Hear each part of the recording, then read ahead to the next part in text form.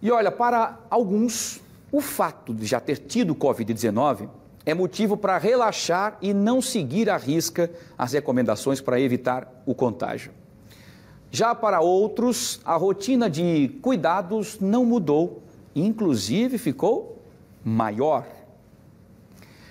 Segundo os especialistas, não há evidências científicas de quem contraiu a Covid-19 não vá se contaminar de novo.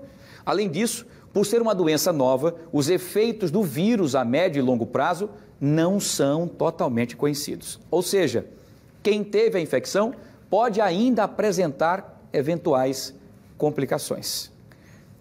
Esse é o assunto do Explica Pra Gente de hoje, com a infectologista a doutora Luciana Pacheco, que está no ar.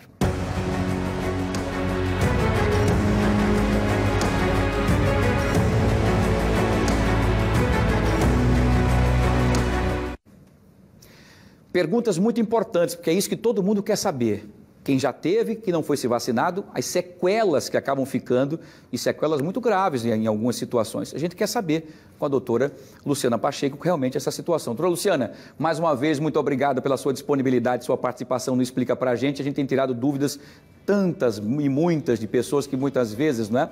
Nós vamos, primeira pergunta das pessoas que querem participar para fazer a pergunta para a senhora, aproveitando aí a sua brilhante competência. Então temos perguntas já no ar para poder fazer para a senhora. Boa tarde, seja bem-vinda. Vamos lá, vamos ouvir. Oi, eu sou Manuela, moro aqui na Jatiuca, sou universitária e queria saber se é normal ficar muito tempo depois de recuperado da Covid sem sentir o olfato.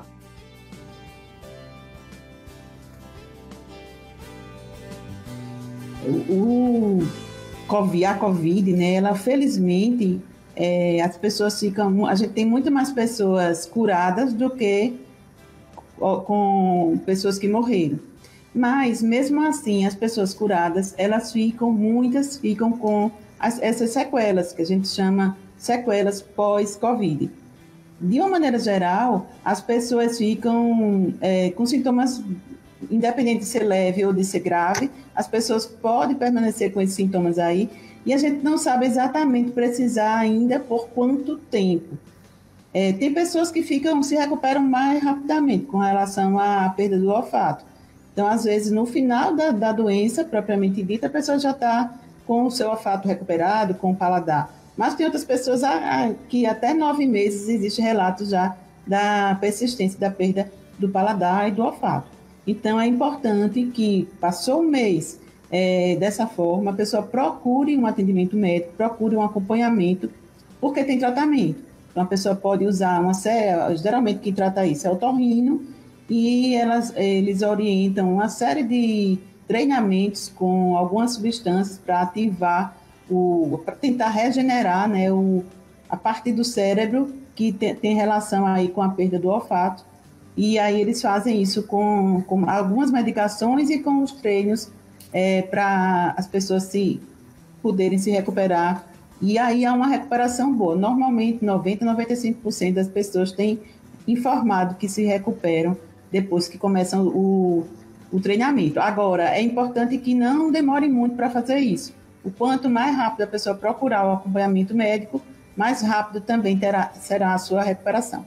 Perfeito, doutora Luciana. Vamos lá, tem mais outra pergunta também que querem fazer aqui para a senhora. Vamos lá, pode soltar.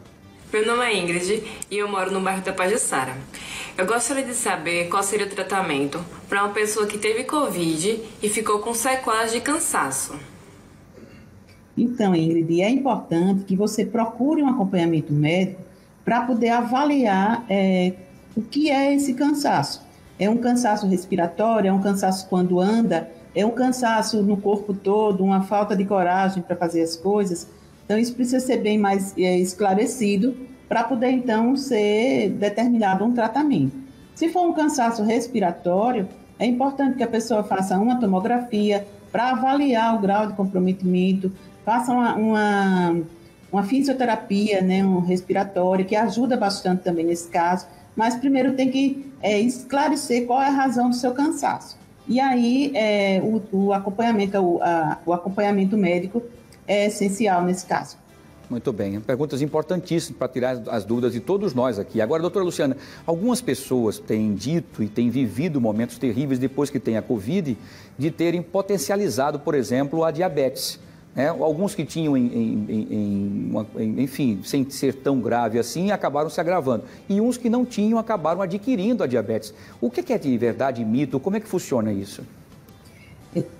Geralmente, as pessoas que têm uma evolução mais grave usam o corticoide como tratamento. E aí, nessas situações, o corticoide, ele, apesar de ajudar bastante na COVID, uma faca, como a gente diz, é uma faca de dois gumes. Ele também pode alterar a diabetes, descontrolar a diabetes, né? As pessoas precisam, às vezes, fazer uso de insulina, outras medicações que não faziam antes da COVID.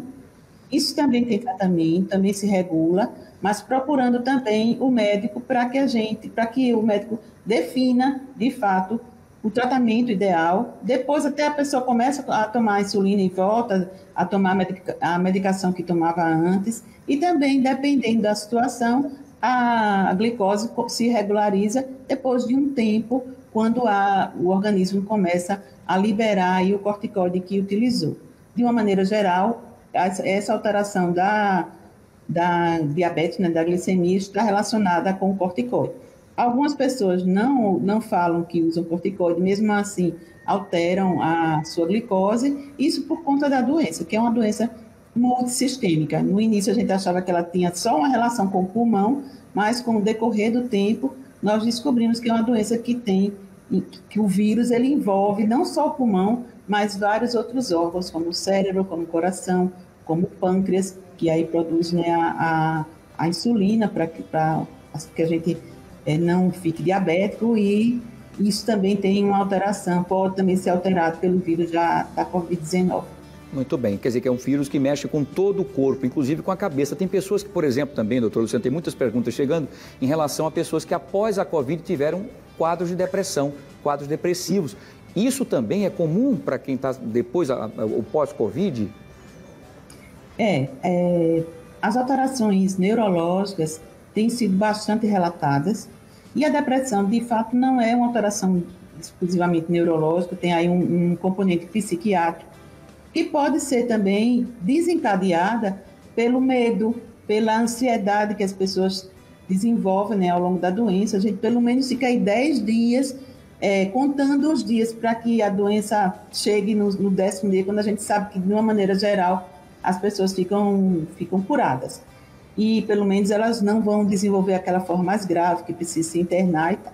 Então, é uma doença de solidão, porque o paciente fica isolado. É uma doença que dá essa ansiedade enorme de será que eu vou piorar, será que eu vou agravar? E, de uma maneira geral, as pessoas que lidam com mais tranquilidade com a doença têm uma evolução mais favorável do que aquelas que ficam muito ansiosas, com muito sofrimento por estarem doentes e com medo do que vai acontecer. Também essas pessoas evoluem com a forma mais grave da doença. Isso também a gente tem observado. E essa depressão pode ser decorrente de tudo isso. Mas tem pessoas que desenvolvem esquecimento, né? As pessoas mais idosas agravam a demência que tinham. Então, tudo isso por conta desse danado desse vírus. Muito bem, doutora Luciana, mais uma vez, muito obrigado pela sua participação e pelas suas informações muito importantes para tirar as dúvidas dos nossos queridos telespectadores. Não explica para a gente. Até a próxima oportunidade, boa semana, saúde e sucesso. Obrigado, Wilson. Só queria dizer que a Secretaria de Maceió, a Secretaria de Saúde, organizou um ambulatório, se chama Ambulatório Pós-Covid, que funciona no PAN Salgadinho. Então, as pessoas que precisarem, né, que tiverem com essa situação, procura lá no PAN Salgadinho, que tem esse ambulatório funcionando. Tem neurologista, tem fono, tem clínica, tem alergia, tem cardiologista. Então, vale a pena também a gente divulgar isso. Parece que até leva até o nome de uma médica também que faleceu de Covid, doutora Eliane, exatamente, não é isso? Doutora Eliane. Exatamente, é ótimo. E uma boa ela foi uma das primeiras médicas aqui no nosso estado que faleceu de Covid. Verdade. Uma bela homenagem. Uma bela homenagem. Doutora, mais uma vez, muito obrigado, doutora Luciana, e obrigado por essa observação importante para que as pessoas que estejam nessa situação possam ir até o PAN Salgadinho para buscar ajuda médica. Um abraço, sucesso, saúde e até a próxima, doutora Luciana. Muito obrigado. Até a próxima. Tchau, tchau. Muito obrigado.